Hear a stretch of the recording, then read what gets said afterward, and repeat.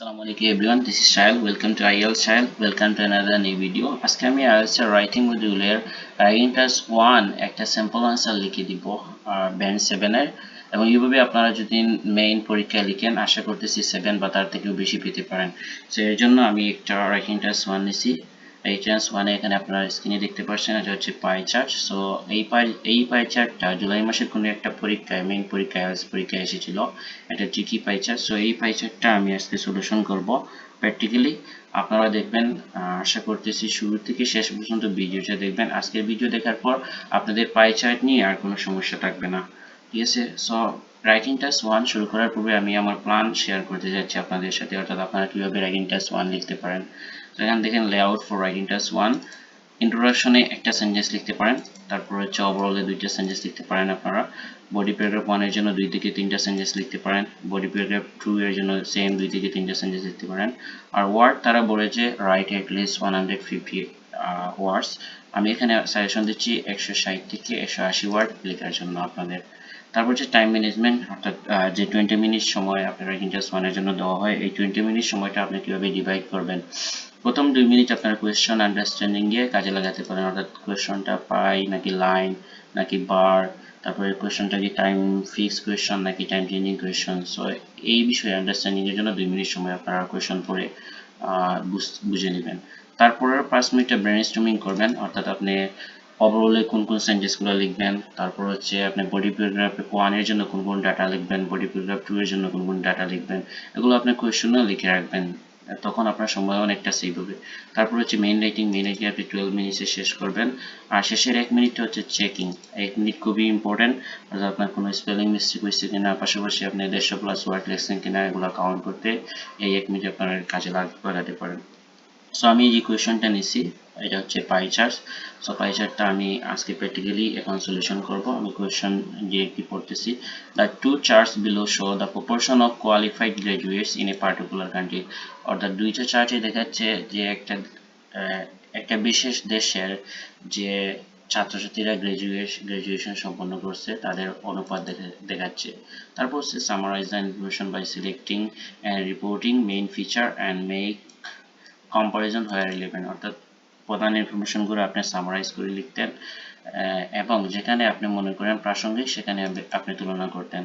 তারপর বলে দিচ্ছে রাইট অ্যাট লিস্ট 150 ওয়ার্ডস। এগুলো সবসময় টাস্ক 1 এ অলওয়েজ কোয়েশ্চনের শেষে লেখা থাকে। তারপর আমরা চার্টটা দিব। 1980 তে একটা পাই চার্ট আছে, তারপর 2008 এ আরেকটা পাই চার্ট আছে। দেন এখানে তার মানে দুইটা সাল আছে।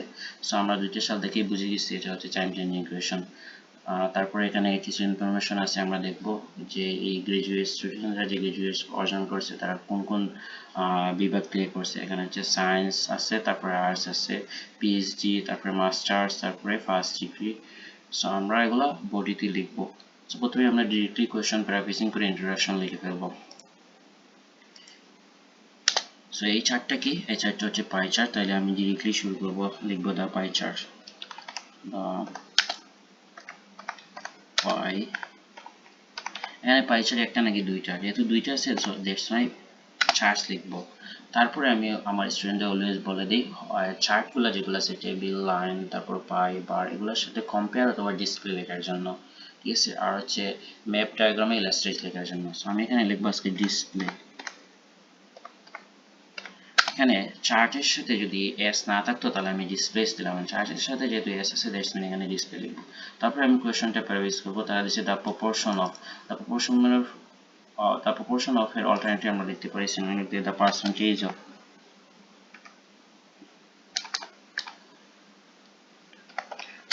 percentage of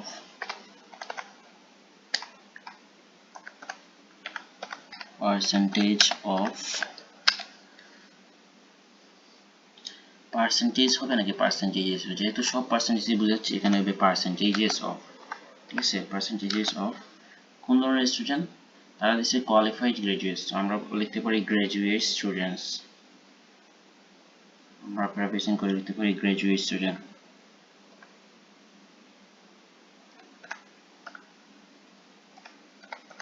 graduate students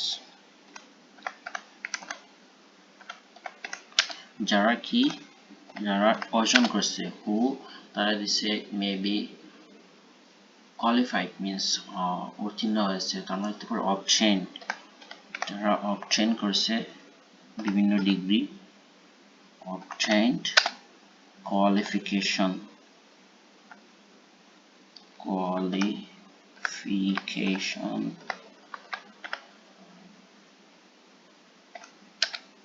qualification অর্জন করছে কয়টা সেক্টর থেকে? দুইটা ভিন্ন সেক্টর থেকে, সায়েন্স আর আর্টস। তো আমরা লিখতে পারি from two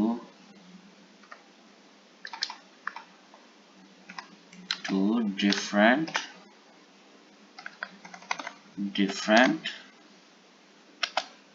division।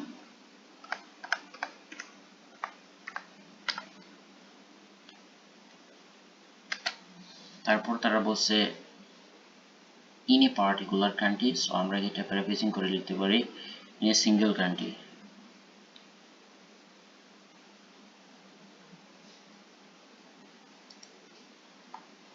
নেস হবে না, গ্রাজুয়েট হবে, in a single country,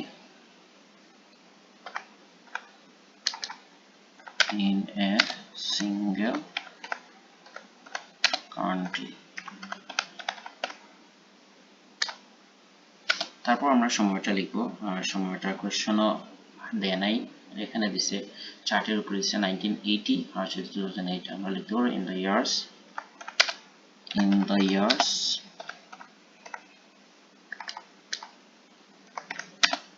1980 and 2008। এই যে আমার ইন্ট্রোডাকশন শেষ, আমি ওভারঅল লিখবো। ওভারঅলে আমি আমার স্টুডেন্টদের অলওয়েজ বলে দিই যে টাইম চেঞ্জিং কোয়েশ্চেন হচ্ছে প্রথম সেন্টেন্সটা ইনক্রিজ অ্যান্ড সেকেন্ড সেন্টেন্সটা ওভারঅলে যেহেতু দুইটা সেন্টেন্স লেখা থাকে, সেকেন্ড সেন্টেন্সটা লিখবো decrease.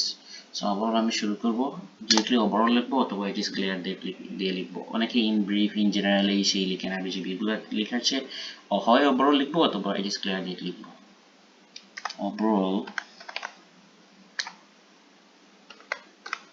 overall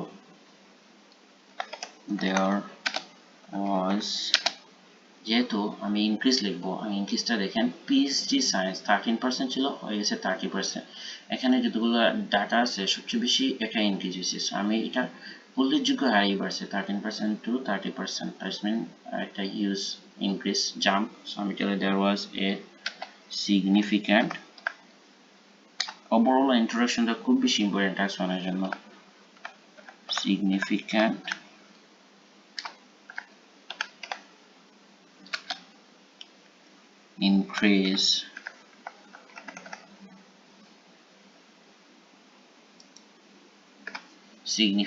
increase in the percentage of students who acquire, আগে লিখছিলাম আমরা obtain, এখন লিখতে পারি acquire PhD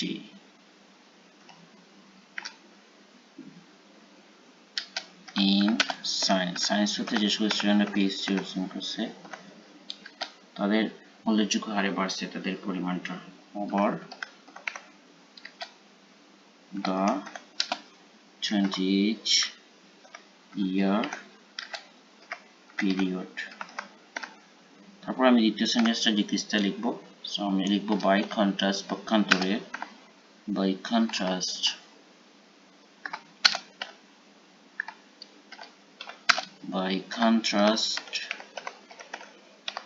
তারপর একটা কমা দিব, the percentage of student, অথবা আগে পার্সেন্টেজ লিখছি, এখন আমরা প্রপোর্শন লিখতে পারি, the proportion of student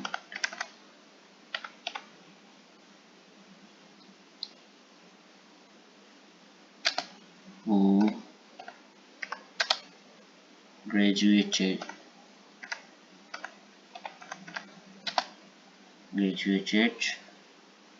কমসে কোনটা সবচেয়ে বেশি উল্লেখযোগ্য আর আমরা সেটা খুঁজে বের করব। দেখেন এখানে বলছে ফার্স্ট ডিগ্রি আর্টস 25% ছিল, কমে এসে 11%, তার মানে এটা উল্লেখযোগ্য হারে কমছে। আমরা graduated with first degree in arts decreased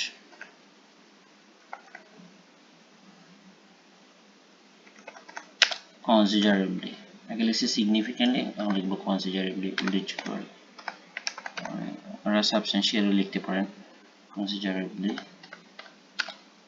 over the same period. Jasmine একই সময়ে এই জিনিসটা যে সকল স্টুডেন্টরা ফার্স্ট ডিগ্রি অর্জন করছে আর্টস হতে তাদের সংখ্যাটাও তাদের অনুপাতটাও কমছে। সো আমাদের এখানে ওভারঅল লেখা শেষে আমি বডি 1 লিখবো। বডি 1 আমি লিখবো কিভাবে তার আগে আমার হচ্ছে ব্রেনস্টর্মিং আপনারা কোয়েশ্চেন করবেন। আমি আজকে ব্রেনস্টর্মিং করব না, এটা অনেকগুলো ইনফরমেশন সেম আছে, যে সকল ইনফরমেশন বা ডাটাগুলো বাড়ছে সেগুলো আমি বডি 1 এ লিখবো, যেগুলো কমছে বা সেম রয়েছে চেঞ্জ হয় না সেগুলো আমি বডি 2 তে লিখবো।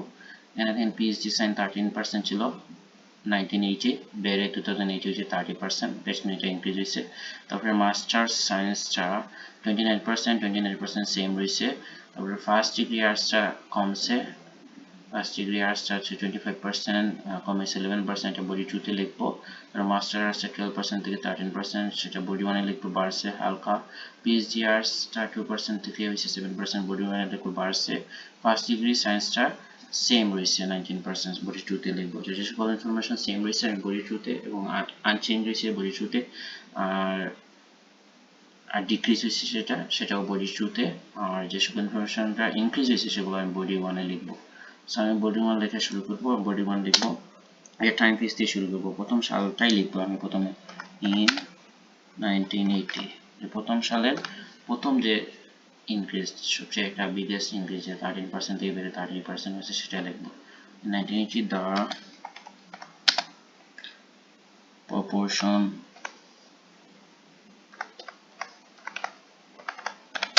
of students who obtain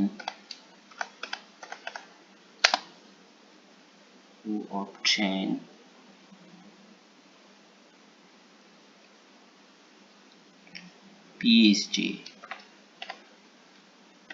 আর কি অর্জন করেছে PhD সায়েন্স হতে। সো আমরা লিখতে পারি who obtain PhD in science, PhD in science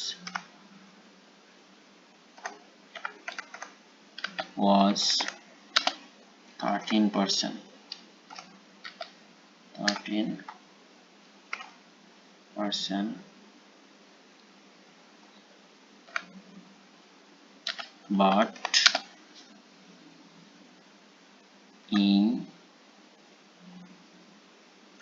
2008 সালে এটা বেড়ে গেছে, আমরা তো but in 2008 it rose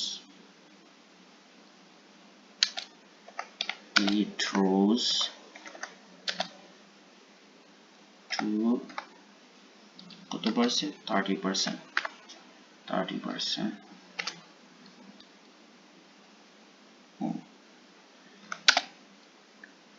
লিখতে পারি an increase of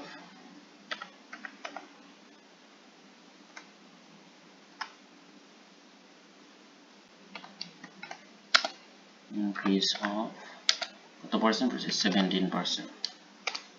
এটা শেষ আমার প্রথম সেন্টেন্সটা। এখন আমি লিখবো আরেকটা ইনক্রিজ হচ্ছে সবচেয়ে বড়, পিএইচডি আর্টস 2% থেকে হয়েছে 7%। সো আমি এটা লিখবো, যেহেতু একই জিনিস লিখছি আমি লিখতে পারি অনুরূপভাবে means similarly,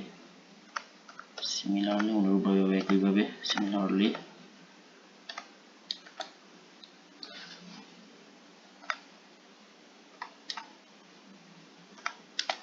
the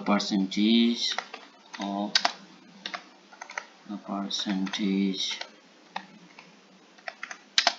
of students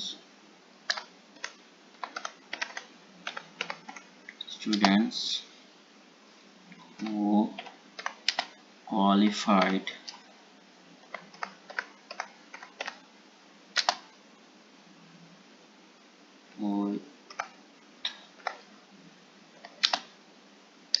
তারা পিএইচডি নিয়ে কোয়ালিফাই করেছিল পিএইচডি নিয়ে কোয়ালিফাই করেছিল কিসে arts A PhD in arts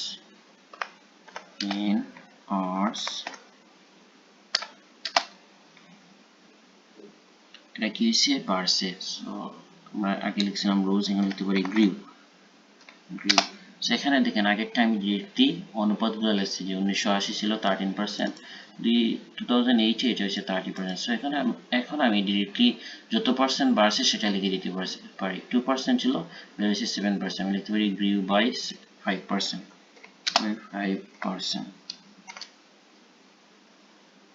তারপর আমরা সময়টা দিতে পারি ফ্রম 1980 টু 2008, অর্থাৎ এই সময়ের মধ্যে এটা কি 5% দ্বারা বৃদ্ধি পেয়েছে।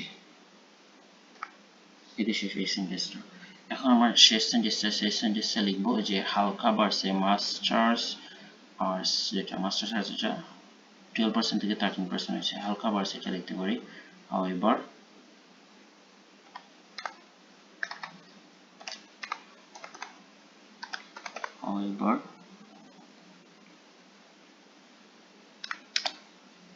the figure for masters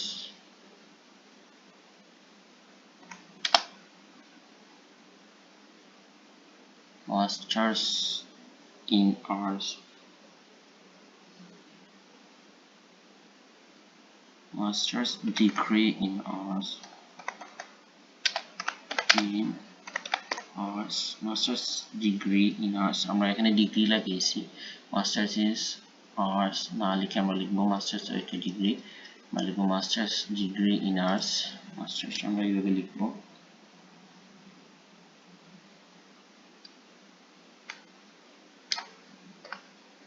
master degree in arts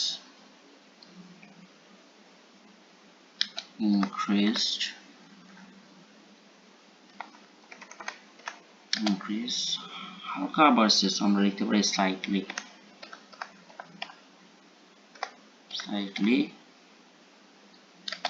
from কত হতে কত from 1980 ছিল 12%, আমরা লিখতে পারি from 12% in 1988 to 13% in 2008। এই যে শেষ আমার বডি 1। এখন আমি বডি 2 যে ডাটাগুলো কমছে সেই ডাটা লিখবো। এখানে একটা ডাটা উল্লেখযোগ্য এরকম ফার্স্ট ডিগ্রি আর্টস, সো এটা লিখবো। তারপরে যে ডাটাগুলো আমার সেম রয়েছে সেগুলো লিখবো। মাস্টার সায়েন্সটা এখানে হচ্ছে সবচেয়ে বেশি হাইয়েস্ট 1980 সালে, সো আমি এটা দিয়ে শুরু করতে পারি। প্রথম সেন্টেন্সটা for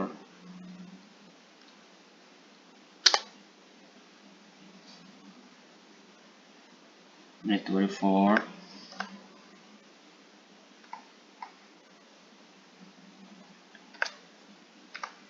for masters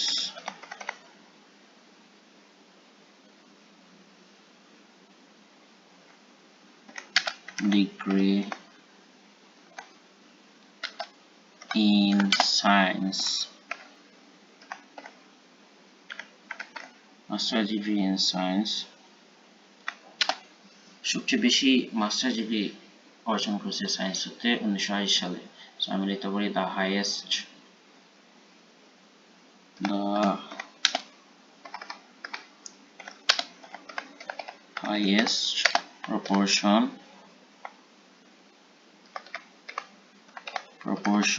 of students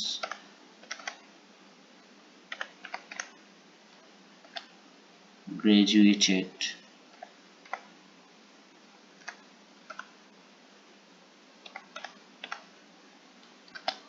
in 1980। 1980 সালে সবচেয়ে বেশি স্টুডেন্টরা গ্রাজুয়েটেড মাস্টার্স ডিগ্রি অর্জন করেছে সায়েন্স হতে, সেটা আমি লিখলাম, যেটা আবার সেকেন্ড হাইয়েস্ট 2080, সো আমরা এটা একসাথে লিখে দিতে পারি, লিখতে পারি at 29%, 29%, which was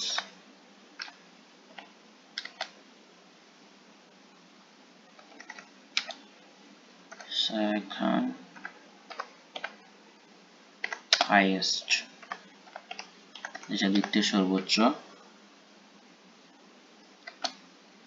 in 2008। এই প্রথম সেন্টেন্স শেষ। এখন আমি লিখবো যে ইনফরমেশন গুলো সেম রয়েছে সেগুলো অথবা ডিক্লাইন রয়েছে সেটা আমি আগে লিখে দিতে পারি। সবচেয়ে বেশি ডিক্লাইন হয়েছে এই যে ফার্স্ট ডিগ্রি যারা অর্জন করছে আর্টসতে 25% থেকে কমে হয়েছে 11%, সো আমি এটা দিতে পারি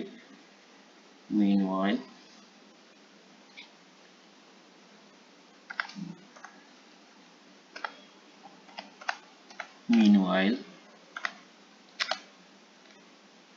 the percentage of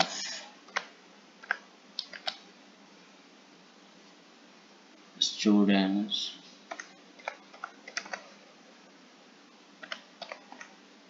who qualify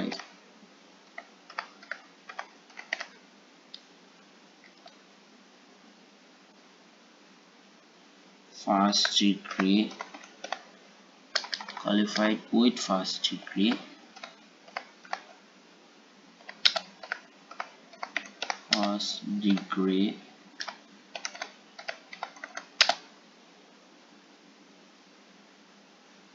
in arts decline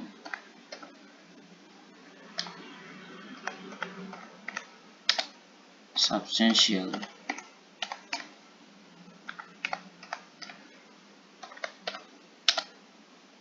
by কত পার্সেন্ট দ্বারা কমছে, অথবা আমরা ডিরেক্টলি লিখতে ডিক্লাইন বাই 14%। এই যে দেখেন ছিল হচ্ছে 25% ফার্স্ট ডিগ্রি আর্টস, কমেছে 11%, 14% বাড়ছে, 14% কমছে। সো আমরা এটা পিরিয়ডটা লিখে দিতে পারি বিটুইন 1980 and 2008, এই সময়ের মধ্যে এটা হচ্ছে 14% দ্বারা কমছে। অবশেষে আমরা শেষের সেন্টেন্সটা লিখব, শেষের যে ইনফরমেশনটা সেম রয়েছে একটা ইনফরমেশন ফার্স্ট ডিগ্রি সায়েন্স, আমি এটা লিখতে পারি finally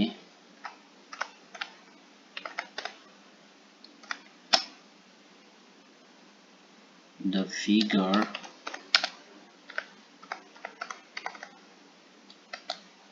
for first degree in science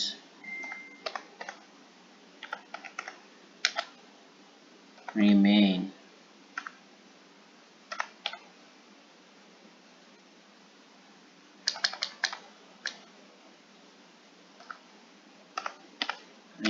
unchanged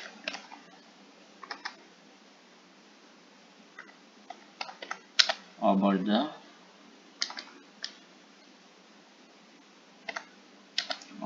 period।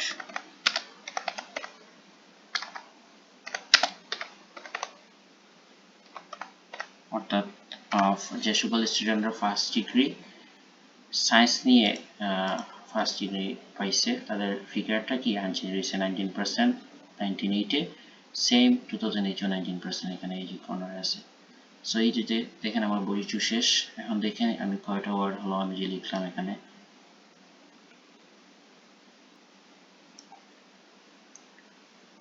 175। So আমি যেটা বলছিলাম আপনারা 160 থেকে 180 ওয়ার্ডটা লেখার জন্য। সো টোটাল ওয়ার্ড হচ্ছে 175 ব্যান্ড হচ্ছে 7 ওভারঅল। সো দেখেন কত ইজি ওয়েতে আপনাদের এই পাই চার্টটা, ডাবল পাই চার্ট আপনারা কিভাবে সহজেই করতে পারেন ম্যাট্রিক্সে আসলে। নার্ভাস হওয়ার কিছু নাই। এভাবে যদি আপনারা বাসায় প্র্যাকটিস করেন, আশা করতেছি 7 বা তার থেকে বেশি স্কোর পেতে পারেন। সো আজকে এতটুকুই। ইনশাল্লাহ আমি আপনাদের জন্য রাইটিং এর টাস্ক 1 এর জন্য আরো ভিডিও, পাশাপাশি রাইটিং টাস্ক 2 এর জন্য আরো ভিডিও ইনশাল্লাহ নিয়ে আসবো। এরকম আরো ভিডিও পাওয়ার জন্য সহজেই আমার চ্যানেলের সাথেই থাকুন। ইনশাল্লাহ আমি আপনাদের আইএলটিএস জার্নিটা ইজি করে দেব।